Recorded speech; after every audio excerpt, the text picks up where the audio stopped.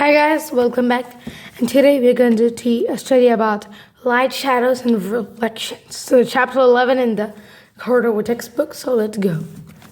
So at night, when we enter a dark room, we are not able to see anything. As soon as we switch on a bulb or a tube light, we are able to see everything around us. What enables us to see things around us when a bulb or tube light is switched on? Light. We need light to see things around. So we know what is light and why we need light. Next, the sources of light. An object that gives light is called a source of light. All the sources of light can be classified into two categories: natural sources and human-made sources. Next, so natural sources of light. Sources of light that occur in nature are called natural sources of light. For example, the sun in figure 11.1. And the stars, the fireflies, some deep sea organisms, etc. Here and second one, the human-made source of light are the sources of light that are made by humans are called human-made sources of light.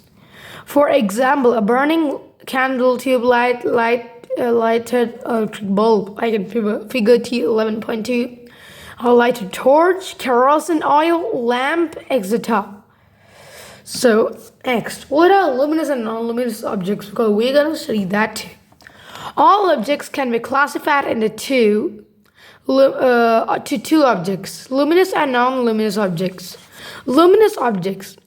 Luminous object that gives out its own light is called as luminous object. An object that gives out its own light is called as a luminous object. All sources of light like sun, stars, burning candle, lighted electric bulb, and firefly are luminous objects. And next, non-luminous objects. An object that does not give out light of its own is called a non-luminous object. People, animals, birds, plants, chairs, tables, etc. are all non-luminous objects. They just get the light from the luminous objects. So we can see non-luminous objects because they reflect light received from luminous objects, as I told, like the sun, into our eyes. For example, the moon is a non-luminous object that does not have its own light, but we can see that the moon reflects the sunlight from the sunlight into our eyes. Next, we have transparent, opaque, and translucent materials. We have discussed in chapter 4 that we can group all materials as opaque, transparent, or translucent. Transparent materials, the materials that allow light to pass through. What are transparent materials? Materials that allow the whole light to pass through, so that we can see through. Look at the figure 1.3. These light rays are going through it, and we can see everything. Next. The materials that allow light to pass through them completely are called transparent materials. We can see things clearly through transparent materials. Clear glass, clean air, clean water, and cellophane paper, etc. are transparent materials. Like in figure 11.3 that we saw before. Second one, translucent materials. So what are translucent materials? The materials that allow only some of the light to pass through them are called translucent materials. I'll explain it. The materials that only allow some of the light rays to pass through it and we can only see some is known as translucent materials. We cannot see clearly through translucent materials. Examples are grounded glass, butter paper, and tissue paper, etc. are all translucent materials, like in 11.4, the figure. Next, we have opaque materials, which we all know. So if you don't know, I'll explain. Opaque material, the materials that do not allow light to pass through them are called opaque materials. So materials, look at the light ray over here. They do not make any light rays to pass through them. Those are known as opaque materials, and when we look through it, we could see nothing but only the material. So light travels in a straight line, so we have an activity. When we shine a torch in a dark room at night, we see that a beam of light produced by the torch travels in a straight line into the darkness. The property of light by which it travels in a straight line is called rectilinear propagation of light, which means the rectilinear propagation means the light traveling in a straight line. You know it? So remember, that's important. And activity 1, to show that the light just goes in a straight line. So things needed: a candle, a matchbox, and a rubber tube. So on this much you can get these household items and you can do this. So method, put a lighted candle on a table. So put a lighted candle on a table and take a rubber tube, stretch it straight and look through it to the flame. So you can see that, so close one eye and open one eye in the straight pipe, and you can see that the flames through the pipe. And next, now bend the rubber tube in the middle and now look in the candle again. Now you can't see it because the light travels in a straight line, so you cannot see the flames because the rubber tube is bended. So the discussion means this means that the light of the candle flame travels in a straight line through the rubber tube. When the rubber tube is bent, the light of the candle flame fails to reach you. Therefore, you cannot see the candle flame. So we finished one page, and the conclusion is that thus we can say that light travels in a straight line. That's called rectilinear propagation of light.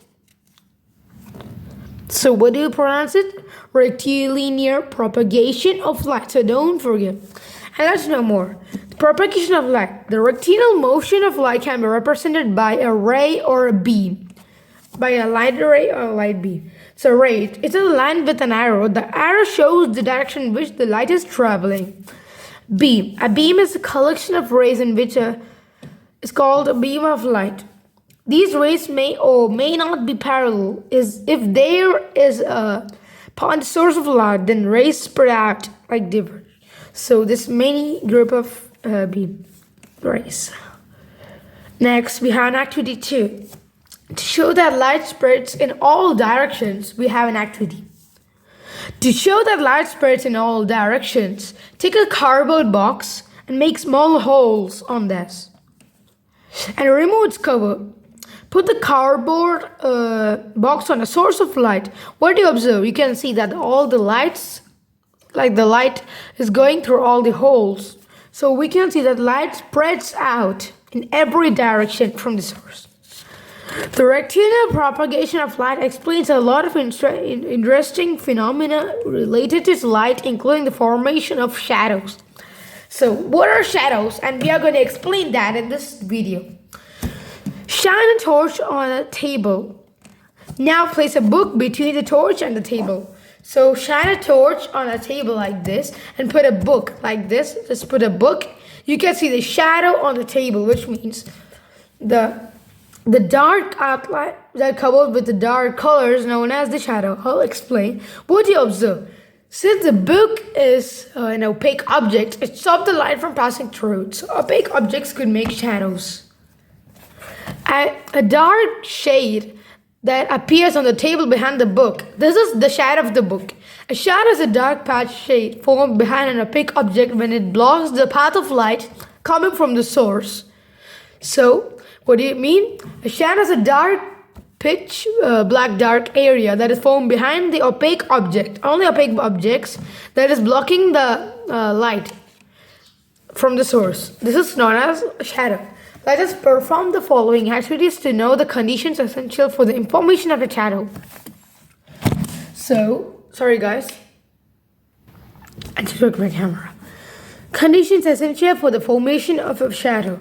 Let us perform the following activities to know the conditions essential for the formation of a shadow. So let's do this. Activity 3.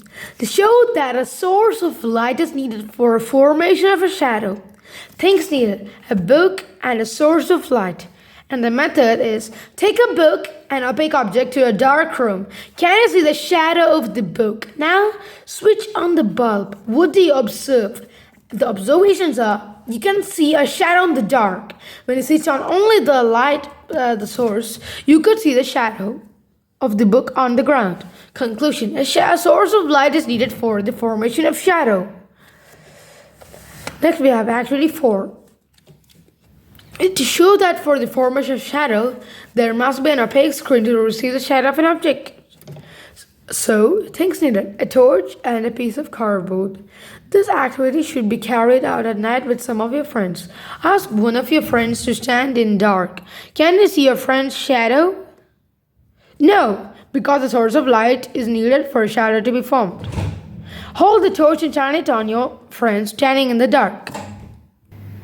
Hold the torch and shine it on your friend standing in the dark. You know that no shadow is formed, in spite of the fact that there's a source of light, torch, as well as an opaque body. Actually, shadows form when we cannot see. Shadows form, but we cannot see it because there's no screen at the back, opaque screen. To receive the shadow, we need an opaque screen. So now ask your other friend to hold the cardboard behind the head of your friend. Now you can see the shadow being falling on the solid thing. So an opaque substance on which a shadow is formed is called a screen. The screen could be a wall, the ground, the ceiling, or a table. Its conclusion: one of the essential conditions needed for the formation of a shadow is that there must be an opaque screen behind the object, as this screen receives the shadow of an opaque object in the path of light. This screen receives the shadow of an opaque object in the path of light.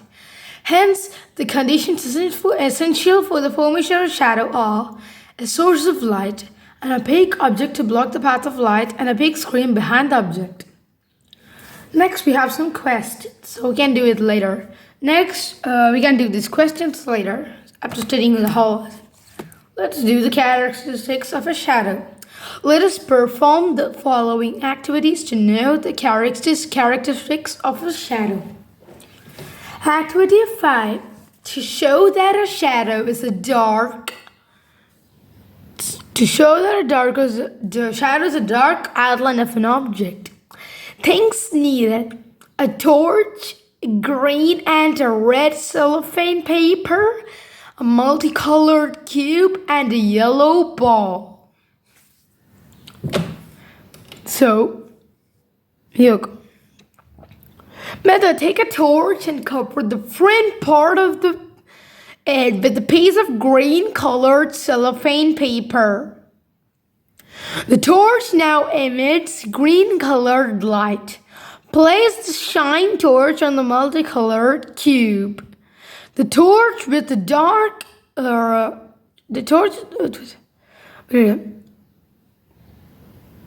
the shadow is dark. Now cover the front part of the torch with dark red colors cellophane paper and shine the torch on a yellow ball. The shadow is again dark.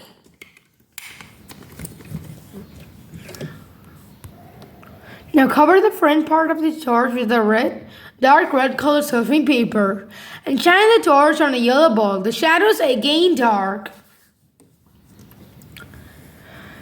Up figure 11.10. Shadows a dark outline of an object. Observation: the color of a shadow does not change with the change in color of the source of the light or the color of the shadow of the opaque object placed in the path of the light. Conclusion: a shadow is a dark outline of an object. Other than its shape, no details of the object can be seen in the shadow. Let's go to the next page.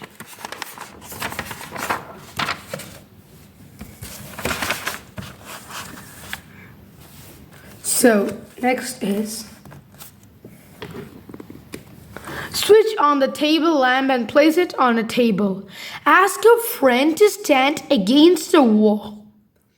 You can see the shadow of your friend on the wall, acting as a screen. Now ask your friend to come closer to the table lamp. Observe his or her shadow. Observation: the size of the shadow becomes larger when your friend or the opaque object comes closer to the source of light. We can also say that the size of the shadow becomes larger when an opaque object moves away from the screen.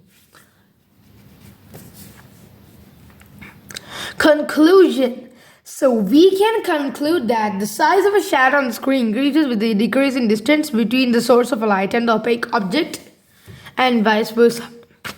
The size of a shadow on a screen increases with the increase in distance between the opaque object and the screen, and vice versa.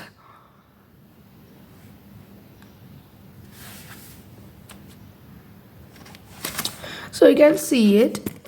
This is the picture of how it's figure 11.11. Next, hence the characteristics of a shadow are as follows. It is always dark, regardless of the color of the object or the color of the light used to make the shadow. It only shows the dark outline of an object and not the details of the object. It is formed in the direction opposite to the source of light. The size of a shadow varies depending on the distance between the object and its screen, and the distance between the object and the source of light. The shape and size of the shadow also varies with the position of the source of light. For example, a shadow in sunlight changes length and direction during the day as sun changes its position in the sky. The length of a shadow changes with change in position of the sun. Sometimes shadows can also mislead us about the shape of the object. We can use our fingers to form interesting shadows, resembling the shapes of animals and birds on the wall of a dark room by using an electric lamp.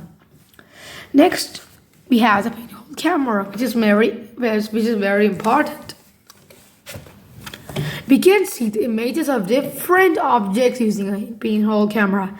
It is based on the principle that light travels in a straight line. Let us make a pinhole camera. So, I have made it once when in my school. Method. Take a medium-sized cardboard box. A shoebox can also be used. And color the inside of the box with a black paint or color. With the help of a needle, make a tiny hole or pinhole on one side of the cardboard box. Cut out a rectangular portion of the side of the cardboard box, opposite to the one on which the pinhole was made. So you can see the screen, butter paper or ground glass screen. Then the box blackened from inside, and the pinhole. So we can make a pinhole camera by this. Cover this rectangular portion with ground glass or sheet of butter paper. Stick the paper sheet with adhesive tape. This paper sheet serves as a screen. Our pinhole camera is now ready to see images. Place the candle on a table and light it with a matchstick. Place the pinhole camera on a few inches away from the lighter candle with the side having the pinhole camera facing the candle. Now move the pinhole camera forward and backward so that we can get a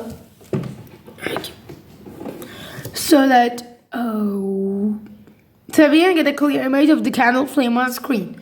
A ray of light from the top of the candle flame A falls on the screen at A. After passing through the pinhole edge, a ray from the bottom B falls at B. Similarly, rays of light from each point on the candle flame fall on the screen after passing through the pinhole. Together, these rays of light make up the image BA. Figure 11.40 of the candle flame AB. The image formed by the pinhole camera is inverted upside down. This is because the light travels in a straight line. The image formed is small. The size of the pinhole is bigger than more than one ray from a given point enters the pinhole camera. Due to this, two or more images may overlap, and this may form a diffused or blurred image of an object. Uses of pinhole camera. The pinhole camera can be used to see some distant objects like tree or building. It is also used to see the vehicles and people moving on the road in bright sunlight. The pinhole camera can be used to see solar eclipse. Pinhole camera in nature. We can see round spots of light in the shadow of the tree. These, in fact, are pinhole images of the sun. The gaps between the leaves act as pinholes. These gaps between the leaves are of irregular shapes, but we can see circular images of the sun. Sunlight passing through gaps between the leaves forms circular images of sun on the ground. Mirrors and reflection of light. When we throw a tennis ball at a wall, the ball bounces back. This means that when the tennis ball strikes the wall sends it back. Similarly,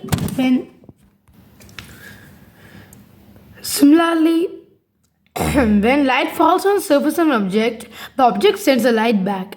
The phenomenon of sending back the light rays that fall on the surface of an object is called reflection of light. Image in plane mirror 11.16. We all see mirrors at home. When we look at the mirror, we see our image in the mirror. We can see our image in the mirror due to reflection. Reflection of light depends upon the nature of the surface. Therefore, irregular surface reflects the light in different directions. For example, light reflected from book, newspaper, table, etc. A smooth or regular surface reflects light in a down direction. For example, light reflected from a mirror. To show that shiny, polished surfaces like mirrors reflect light better than other surfaces. A torch, a plain mirror, and a book. Here, two or more friends and a dark room to do this activity. Ask one of your friends to hold a mirror in his or her hands at one corner of the room. You stand in another corner with a torch in your hand. Switch on the torch and direct the beam on to the mirror that your friend is holding. Observe the beam of light on the other side. Adjust the direction of the mirror so that the beam of light falls on another friend standing in a dark room. Now do the same activity using a book instead of a mirror. Observation. The beam of light after striking the mirror is reflected from the mirror. We cannot see the reflected beam of light when a book is used instead of mirror. Conclusion. Shiny, well-polished surfaces like mirrors reflect light well. Dull surfaces like a book do not reflect the light as the mirror does. Activity 8. To show that the reflection of light by a plain mirror, things needed: a torch, a plastic comb, a large thermocol, Fevicol, quick picks, a sheet of paper, and a mirror. So, let's go. So, method: take a plastic comb with a very fine teeth. Fix it on one side of the large thermocol sheet as shown in figure 11.18. With the help of Fevicol or quick fix, spread a sheet of paper on the thermocol. Now fix the sheet by pressing it on the thermocol sheet in an inclined position. Light a torch. The reflected light comb, the mirror, and incident light. So you can observe that the light passing through the comb is a straight line. So this is the observation. You observe that light passing through the comb is in a straight line. You observe that light passing through the comb is in straight line. The light reflected by the mirror is also in straight lines, showing a similar pattern. Conclusion. The light is reflected by a plain mirror. Differences between the image and the shadow of the object. So, the color. The image is of the same color as the object. Shadow. The shadow is always dark regardless of the object. Details. The image gives all the details of the object. The shadow does not show the details of the object. It tells only the shape of the object. Lateral inversion. The image undergoes lateral inversion. The shadow does not undergo lateral inversion. Formation. The image is formed when light from the object after reflection reaches our eyes. The shadow is formed when the path of light is blocked by an opaque object. Next.